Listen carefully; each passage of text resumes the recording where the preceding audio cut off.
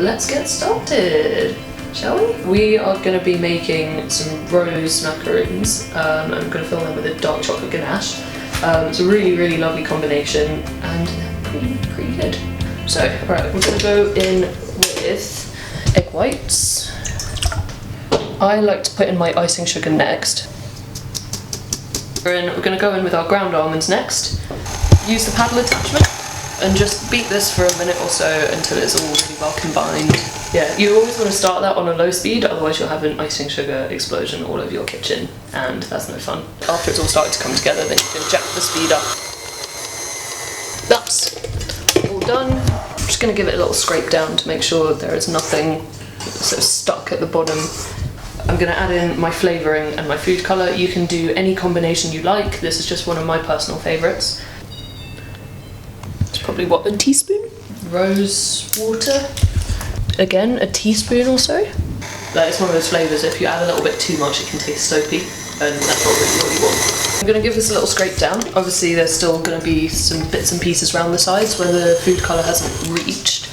So, like, I think a lot of people are quite scared of macarons because they are quite technical, but then the recipes that we use at work just kind of took a lot of the guesswork out of it and made it a lot easier and a lot less scary.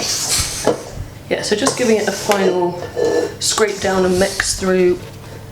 When you're doing an Italian meringue, you'll have your egg whites, and then you want to take your sugar syrup to 121 degrees Celsius, and that will give you quite a nice, stable, stiff meringue. I've got some caster sugar in here, a little bit of water.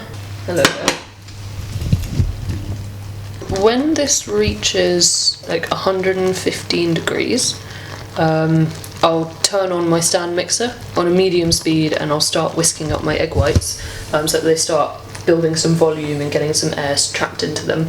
That's hit 121 now. You can see that the egg whites are starting to froth up quite nicely.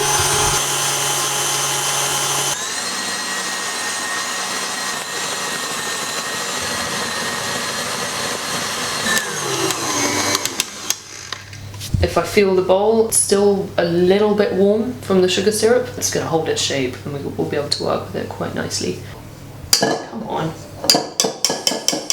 Fuck it, that'll do. Looking pretty good. I've got my two separate mixtures here. It's now time to combine them. But I always start with just a little bit to loosen up the marzipan. It is quite a stiff mixture, as you can see.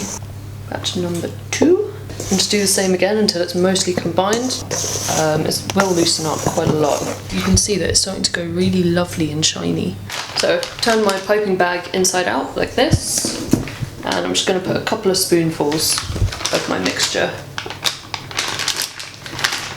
into here.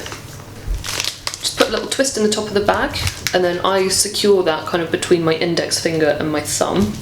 So just hold this a little bit above the mat, squeeze some out, you'll twist off to finish. And you want to make sure that you're holding the piping tip pretty much perpendicular to your tray. I'm just going to give it a couple of taps on the bottom of the tray, and this will just remove any air bubbles.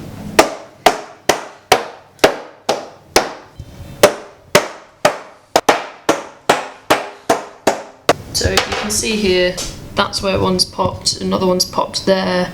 These are all tapped out, piped, lovely. We'll leave it on the side and we'll leave them to sit, develop a skin for sort of 45 minutes to an hour, or until they're no longer sort of tacky to the touch.